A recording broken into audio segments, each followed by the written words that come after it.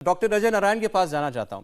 मैं अगर सही समझा उनकी बात को तो वो ये सजेस्ट कर रहे हैं डॉक्टर नारायण कि अगर मान लें पूरे देश के अंदर इतनी मास लेवल पर लोग इन्फेक्ट हो रहे हैं, जैसे हमारे यहाँ माना गया कि दूसरी और तीसरी लहर में हो गए, तो सबका टेस्ट थोड़ी हुआ, और जितनों का हमने टेस्ट किया हमने उससे हासिल क्या कर लिया, फिर भी करोड़ों लोग इन्फेक्ट हुए।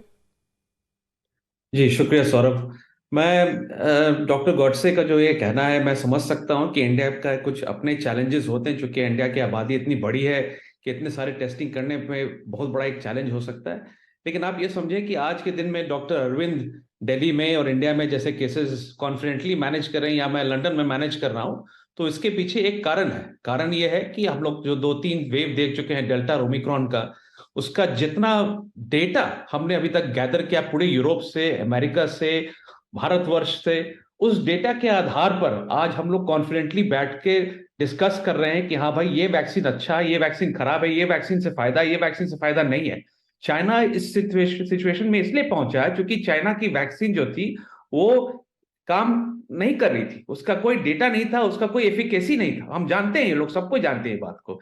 एक बहुत बड़ा कारण है जिसके चलते कि चाइना आज इतनी बड़ी मुसीबत में पड़ा है। अगर आपका क्रेडिट स्कोर कम है तो बैंक लोन छोड़िए, शादी के लिए लड़की भी नहीं मिलेगी। क्रेडिट स्कोर इम्प्रूव करना है तो फ्रीडम ऐप को अभी डाउनलोड करो।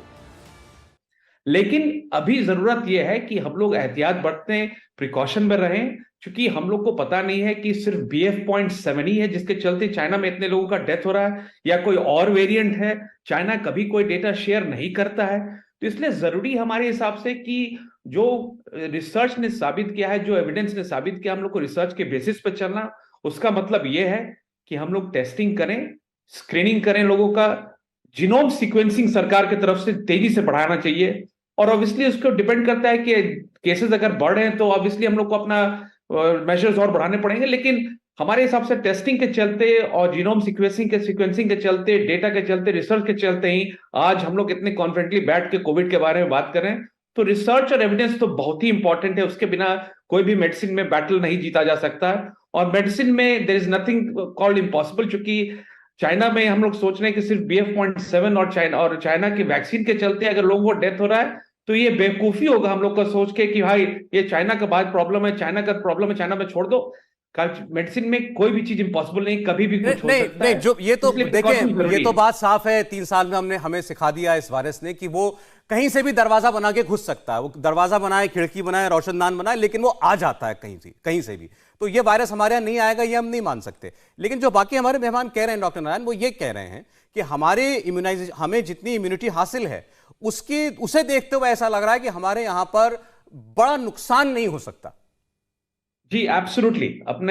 मैंने जैसे बताया कि हमने जो वैक्सीन लिया है वो वे सेम वैक्सीन है जो कि आप इंडिया में लेते हैं, वही वैक्सीन हमने यहाँ यूके में, यूरोप में भी लिया है। उसकी एफिकेसी हम देख चुके हैं, उसकी ताकत देख चुके हैं कि इतने अच्छे से लोगों को बचा के रखता है। जी। लेकिन ये भी बात जरूरी है कि आप समझे कि BF.7 के अगर केसेस इंडिया में बढ़ते हैं तो कुछ इम्यूनो कॉम्प्रोमाइज लोग जो होते हैं, जो इन्फेक्ट होते हैं जल्दी, जिनमें वायरस जल्दी जाता है, जिनकी तबीयत ज्यादा खराब करती है, तो पॉसिबिलिटी है कि नया म्यूटेशन एक आ जाए, नया प्रॉब्लम शुरू हो सकता है। तो राइट। इसलिए जैसा डॉक्टर अरविंद बता रहे थे कि स्क्रीनिंग जरूरी है, जीनोम सीक्वेंसिंग करना जरूरी है, ताकि हम लोग अलर्ट रहें, ताकि हम लोग जान सके कि ग्राउंड रियलिटी क्या है और उसी हिसाब से हम लोग स्टेप्स ले सके। देखिए, सरकार तो एनकरेज कर रही है टेस्टिंग को और लोगों से, और ये भी कह रही है एजेंसी से कि जरूरत पड़े तो इन्फ्लुएंजा के सिम्टम भी किसी में पाए जाएं तो आप उसको टेस्ट कीजिए, नौबत आने पर उसको भी टेस्ट करें। ऐसा नहीं कि आप छोड़ दें उसको भी। और लोगों से भी कह रही हैं अपने सिम्टम्स को हल्के में मत लीजिएगा। डॉक्टर गोडसे, फिर मैं आता हूं डॉक्टर मांडे के पास। जी डॉक्टर गोडसे, आप सहमत हैं? कई लोगों ने कहा क्यों टेस्टिंग जरूरी है। नहीं, बिल्कुल सहमत नहीं हूँ। क्योंकि अगर एक कोई बस कंडक्टर है दिल्ली में, ओके, उसकी टेस्ट पॉजिटिव आती है, टेस्ट पॉजिटिव आने के पहले, लक्षण आने के पहले 48 घंटा वो आदमी दूसरों को दे सकता है कोविड। इसीलिए वो महामारी महामारी 100 साल में एक बार आती है। इसीलिए सिम्टम आने के पहले, लक्षण आने के पहले 48 घंटा वो लोगों को सिम्टम दे सकता है। एक बस कंडक्टर आता है दिल्ली का, आप उसे टेस्ट करवाते हो तो उसको सिम्टम आने के 48 घंटा पहले वो किन लोगों के संपर्क में आया था, ठीक है, ये सोचना भी गलत है। ये एक बात हुई। और दूसरी बात है, आपने कहा, डॉक्टर नारायण कह रहे थे कि कोई अगर आदमी है जो इम्यूनो कॉम्प्रोमाइज्ड है, हमने उसका टेस्टिंग कर दिया। मैं अभी पूछ रहा हूं, 5 पेशेंट है, जो इम्यूनो कॉम्प्रोमाइज्ड है, पॉजिटिव है, आप क्या करोगे उनके लिए कि वो अस्पताल नहीं पहुंचेंगे? ऐसे कौन से ट्रीटमेंट है? ट्रीटमेंट मैं है, आता हूं ट्रीटमेंट वाली बात पर मैं जवाब लेता हूं, लेकिन लेकिन ये क्विकली नहीं, टेस्टिंग आइसोलेशन पे इतना ही कहूंगा। बोर्डे साहब ये भी कहा अभी मेहमानों ने कि टेस्टिंग करते हैं तो हमें पता चलता है कि कौन सा नया स्ट्रेन आ गया या कौन सा नया वेरिएंट आ गया, उसकी वजह से हम अपनी दवाओं की, हमारी वैक्सीन कितनी कारगर है वो भी हम पता लगा पाए कि ये इस पर काम करती है कि नहीं करती है। वो बहुत डिफिकल्ट है जेनेटिक एनालिसिस करना। उसके जो रिएजेंट्स लगते हैं जेनेटिक, वो रिएजेंट्स कब के खत्म हो चुके थे। अभी आप ऐसा मुझे 5 लैब्स के नाम बताओ जो आप जानते हो जो ये जेनेटिक एनालिसिस कर सकते हैं। मैं इतना ही कहूंगा, टेस्टिंग ट्रेसिंग के एकदम प्यार से कहूंगा, भारत तो अपनी माता है, कि ये जो सामने है वो कीचड़ का दरिया है और उसे आराम से पार करना है, सुकून से। अगर कीचड़ में पैर डालने के पहले पहला चींटा उड़ा तो आप कर रहे कि ये कहां से आया, टेस्ट ट्रेस आइसोलेशन। ऐसा नहीं होता, ये पूरा दरिया है, वैक्सीन लिया है, अभी सुअर के तरह उसे गुजरना है वो कीचड़ से। वो ऐसा पहले हुआ था। भारत में कुछ प्रॉब्लम नहीं आएगा और उसका रीजन 2 शब्दों में दिया जा सकता है, और वो 2 शब्द है दूसरी लहर। दूसरी लहर में हमने इतने कष्ट उठाए हैं कि हम अभी महफूज है, ज्यादा प्रॉब्लम आने वाला नहीं है, हॉस्पिटल में पहुंचने वाले नहीं है। ये टेस्टिंग ट्रेसिंग आइसोलेशन करके आप, भारत का मैरिज सीजन है, जो गरीब गरीब लोग हैं, केटरिंग करते हैं, बस ड्राइवर्स है, आप उनको मायूस करके, क्या मायूसी से आदमी नहीं मरता, भूख से नहीं मरता, ना उम्मीदी से नहीं मरता। आप इंडिया का अच्छा, हॉलिडे गोडसे साहब चलें, ठीक, अभी तो टेस्टिंग होगी भारत में, ये तय, क्योंकि सरकार ने निर्देश दिया है। अब मुझे आप बताएं, फर्ज करें, मैं मांडे साहब आ रहा हूं, फर्ज करें भारत के अंदर एक दिन में 1 लाख केस आना शुरू हो गया, जो रिकॉर्ड पर है पॉजिटिव केस, और ये हम सब जानते हैं कि जो जितने टेस्ट होते हैं उससे कई गुना ज्यादा इंफेक्शंस ऑलरेडी समाज के अंदर होते हैं, लोगों के अंदर होते हैं। यानी कई लाख डेली केसेस अगर हो रहे हों तो हम सब कुछ बिजनेस एज यूजुअल चलने दें। शादी ब्याह में लोग जा रहे हैं, हजारों लोग जा रहे हैं, मैरिज हॉल्स भरे हुए हैं, पार्टीज हो रही हैं न्यू ईयर की, सब कुछ एज इट इज चलने दें।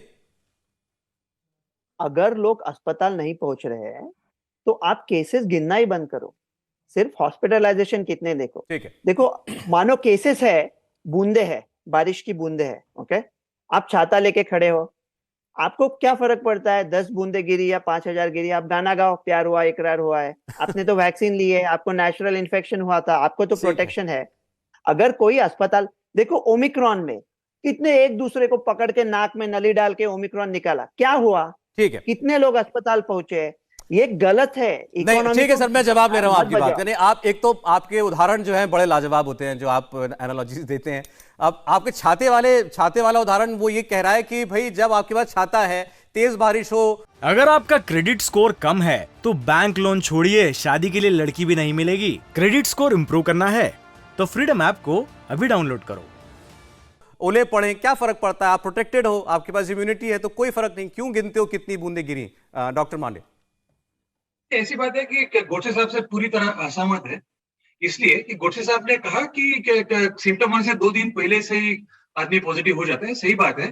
लेकिन अगर वायरल लोड देखे किसी के शरीर में तो नॉर्मली 5वें या 6ठे दिन वायरल लोड मैक्सिमम होता है सिम्टम्स के बाद, और 10 से 12वें दिन तक वायरल लोड पूरा कम हो जाता है। इसमें हम लोग इम्यूनो कॉम्प्रोमाइज इंडिविजुअल्स की बात नहीं कर रहे, क्योंकि उनमें वायरल लोड काफी दिनों तक चलता रहता है। इम्यूनो कॉम्प्रोमाइज हो या कोई दूसरे रोग के जो मरीज हो, उनमें वायरस काफी दिन तक रहती है। लेकिन अगर हम जैसे लोग हैं, हेल्दी लोग हैं, उसमें मैक्सिमम वायरल लोड 5वें या 6ठे दिन होता है, और उस दिन वो आदमी ज्यादा से ज्यादा फैला सकता है इस बीमारी को। तो पहले कुछ दिन में जो फैला जरूर सकता है, लेकिन इतना नहीं। और टेस्टिंग, ट्रैकिंग और आइसोलेशन की स्ट्रेटेजी हम लोग जो पहले से करते आ रहे हैं महामारी की, वो एकदम सही स्ट्रेटेजी है। इसलिए अगर टेस्टिंग करके अगर कोई पॉजिटिव पाया जाए और अपने आप को आइसोलेट करे, तो बाकी लोगों को कोरोना देने की संभावना जो है वो कम हो जाती है। इंडिया टीवी हर वक्त हर जगह डाउनलोड करने के लिए सर्च करें India TV news Google play store या ऐप स्टोर पर।